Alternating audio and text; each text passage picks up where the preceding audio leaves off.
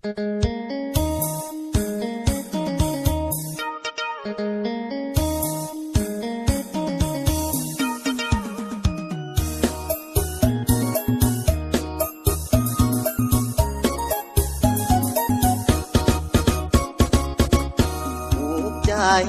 หลี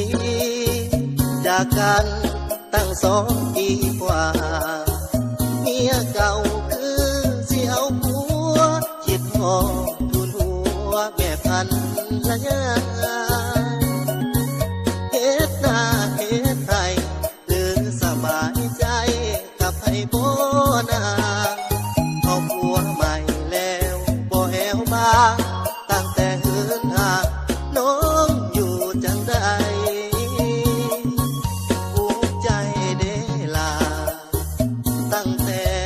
ห่างกันกับเจ้าคิดฮอ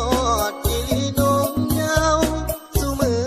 อ้ายเศร้าน้ำเจ้ากันดาสิป้าเมียใหม่ขึ้นหาจอมขวัญกะยานคุณสาสู้มื้อนี้อ้ายพ่อปานคนบ้าคิดไปคิดมาอยากขาดเจ้าของอ้ายน้องน้ำตาเวลาคิดฮอดลูกเต้าเมียใหม่กะบ่คือเมียเก่าสัจจะคำเว้าอ้ายได้พบเห็นว่า10 ขาหน้าปอดสาวเอามายังบ่สู่ขาหลังสู่มื้อนี้อ้ายแห้งอูกแห้งอังคิดฮอดความหลังเมื่อครั้งเฮามีคิดฮอดอีหลีอ้ายคิ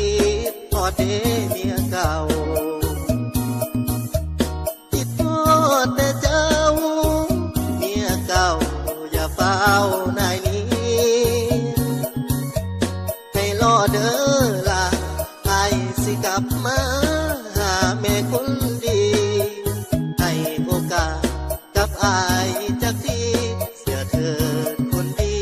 อ้ายมีแต่นาขอโทษเด้อล่ะอ้ายผิดไปแล้วคนดี นับจากวันนี้จะอยู่เคียงคู่เนื้อนวลเก็บแล้วจำจดจะบอกคิดโทษกับแม่จอมขวัญให้โอกาสไอ้แนงามงอนจะบอกให้ถอนจากสู้สีวา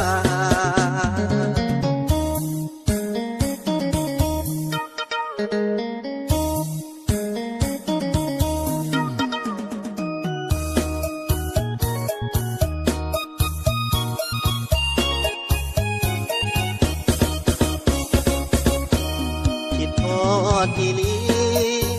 อ้ายคิดฮอดเด้เมียเก่าคิดฮอดแต่เจ้า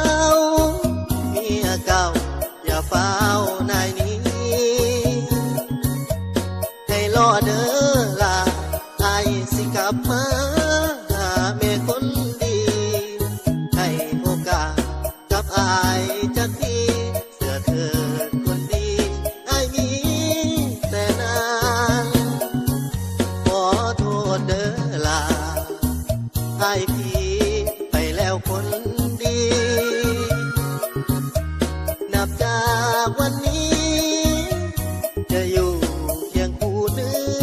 อนวลเจ็บแล้วจำจดจะบอกคิดโคตรกับแม่จอมขวัญให้โอกาสอ้ายแนงามง